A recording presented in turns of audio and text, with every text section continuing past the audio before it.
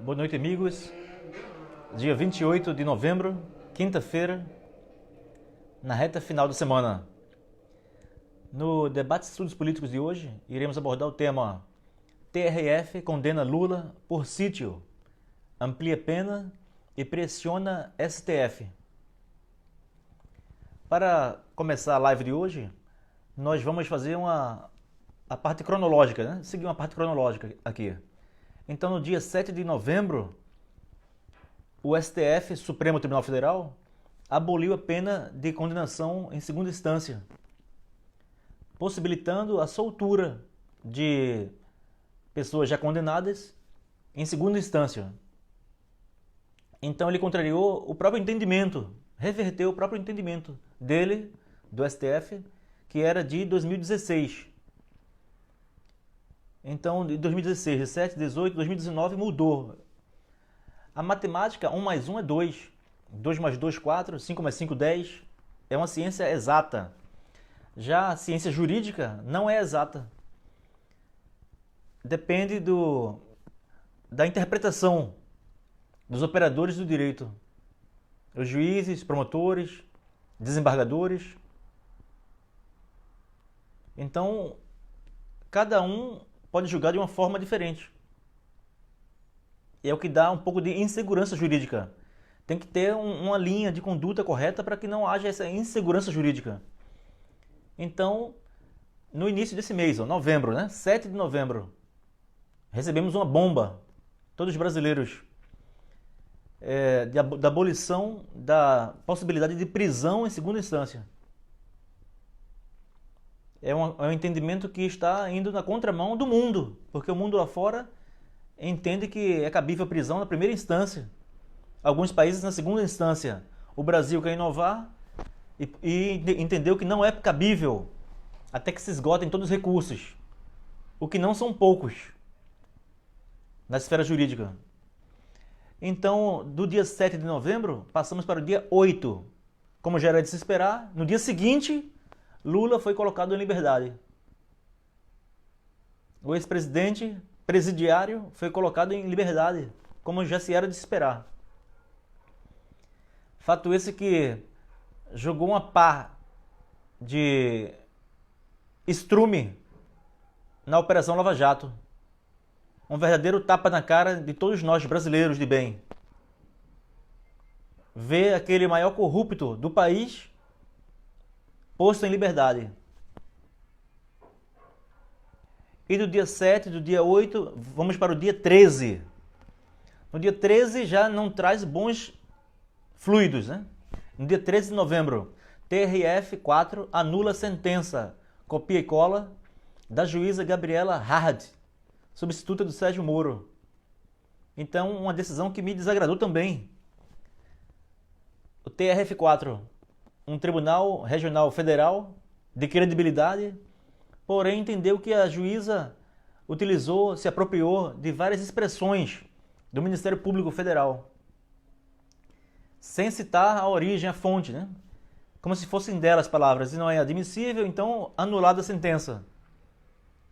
Agora eu pergunto, um advogado, quando vai fazer uma petição, ele às vezes usa uma petição fundamentada noutra que ele já fez, fundamentada de um livro jurídico. Ele pode colocar uma coxinha de retalhos, pega um pouco daqui, um pouco dali, faz sua petição, sua exordial. É normal no mundo jurídico. O promotor faz isso, a Advocacia Geral da União faz isso, e na esfera da magistratura também acontece isso. Sempre aconteceu isso. Mas agora não admitiram que a juíza Gabriela Hard, a sentença dela corretamente, bem fundamentada, porém foi anulada. Um fato esse que me desagradou e que me deixou descontente, né, com a atuação do TRF4. Porém, como nessa sucessão de nocautes que nós levamos, dia 7 de novembro, a abolição da prisão em segunda instância, No dia 8, a liberdade do Lula. Dia 13, anulação da sentença da juíza. Então, 3 insucessos no mesmo mês, novembro. Então, esse mês tem que acabar o mais rápido possível. Porque daqui a pouco, todo Fernandinho Beiramar, todos os criminosos estarão na rua aí de Joinville e do Brasil. Um mês terrível ali pra gente. Mas, graças a Deus, ontem, dia 27 de novembro, tivemos uma boa notícia. Então, o mesmo TRF4 condenou Lula por unanimidade. No caso do sítio de Atibaia. Então, já era de se esperar essa condenação. Então, graças a Deus, apareceu aí, ó, na mídia, né, nas redes sociais e nas redes jurídicas. A decisão foi fundamentada não por decisão política, decisão partidária, decisão ideológica. Essa decisão foi fundamentada em provas, inúmeras provas trazidas aos autos, apreciadas pela segunda instância, o Tribunal Regional Federal da 4ª Região, TRF4, analisou as provas corretamente e condenou por unanimidade. Os 2 outros desembargadores seguiram o voto do relator. Então, tem as provas, entre elas, as benfeitorias que ocorreram lá no sítio de Atibaia, inúmeras reformas. Tem aquela questão também do pedalinho do lago. Tinha os nomes dos netos de Lula. A defesa alega que era um sítio de um amigo. Mas que amigo é esse, tão íntimo, que permite colocar pedalinhos no seu lago com o nome do neto de outro amigo? Isso não existe. Sem contar com os 150 mil empregados na reforma. Então, tá aí inúmeras provas robustas de que realmente houve um enriquecimento ilícito por parte do ex-presidente Lula. O que fundamentou essa decisão ali da condenação por unanimidade. Então, as empreiteiras pagavam todas as reformas para se beneficiar também de contratos públicos. Olha aí o que aconteceu de fato, foi isso aí. Então, houve o caso de corrupção explícito e está aí a condenação. Os desembargadores são eles: Gebran Neto, que foi o relator, Leandro Paulsen e Thompson Flores, os 3 desembargadores. Então, 3 juízes concursados, competentes, qualificados, deram exemplo para o nosso Brasil. Como se julga corretamente. Ressalto que os 3 não são juízes indicados por A, B ou C, como nós vemos lá no STF. São 3 juízes concursados, qualificados, que julgaram e proferiram essa sentença com isonomia, sem nenhuma pauta política envolvida. Então, eles rejeitaram a sentença de 12 anos e 11 meses. E aumentaram a pena para 17 anos e 1 mês. Olha aí, eles não só condenaram, como aumentaram a pena. O que já estava ruim ficou pior. A defesa com certeza endoidou, né? Enlouqueceu. Já pensando nos próximos recursos para o STJ, Superior Tribunal de Justiça, e para o STF, Supremo Tribunal Federal. Então, a dosimetria da pena é aquela parte da sentença que vai dosar, que vai bater o martelo na quantificação do número de anos de cadeia. Então, deu aí 17 anos e 1 mês. Então, se ele já não gostava de 17, que é do PSL, ó, 17 anos e 1 mês. Alguns falam que o TRF4 ignorou o entendimento do STF. Eu não entendo como que houve uma omissão, que houve um excesso, que houve um desrespeito pelo TRF4.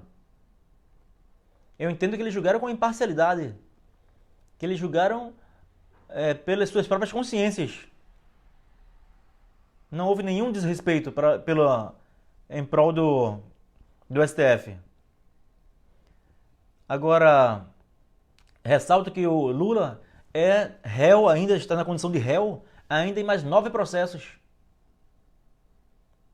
Então como é que você coloca uma pessoa dessa na rua, né? Sabendo que ele tem essa capivara, né? Essa ficha corrida ali imensa que tá se configurando cada vez mais. Cada vez mais.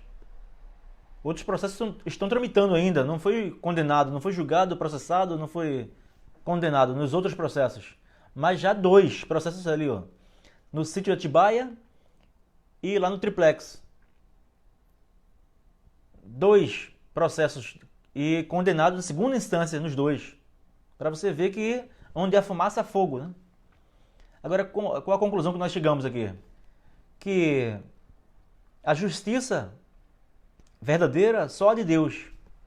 Aqui na Terra, infelizmente, as pessoas erram e muitas vezes saem impunes.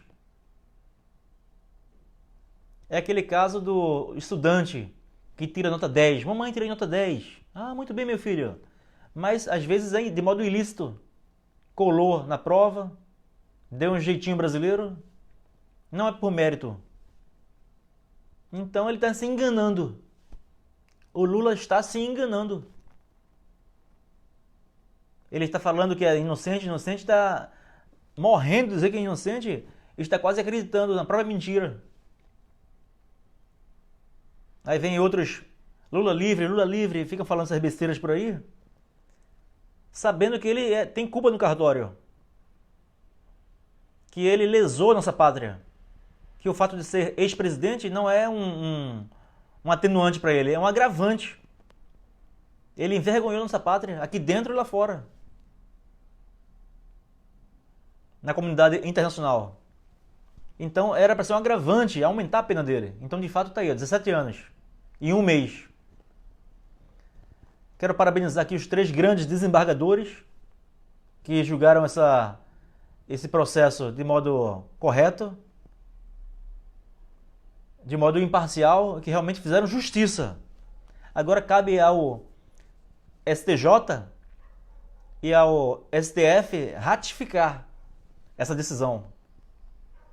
E cabe também ao Congresso Nacional, ao Poder Legislativo, aquele poder que tem realmente a legitimidade de fazer as leis, de legislar, que ele faça realmente uma lei para que se prenda os malfeitores, os larápios, na segunda instância.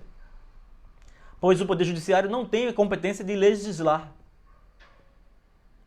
Teve um breve entendimento ali que entendi que pode ser preso apenas no transitado julgado, quando não couber mais nenhum recurso. E que na segunda instância não cabe prisão. Então está legislando o que é competência clara e nítida e explícita do Congresso Nacional, na Câmara dos Deputados e o Senado Federal.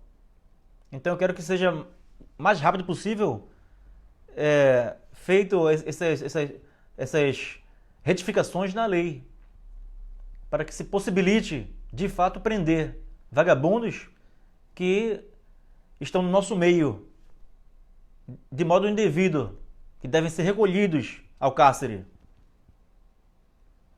E fico muito feliz de estar vendo que existem inúmeros outros Moros por aí. Nosso excelente ministro da Justiça e Segurança Pública, Sérgio Moro.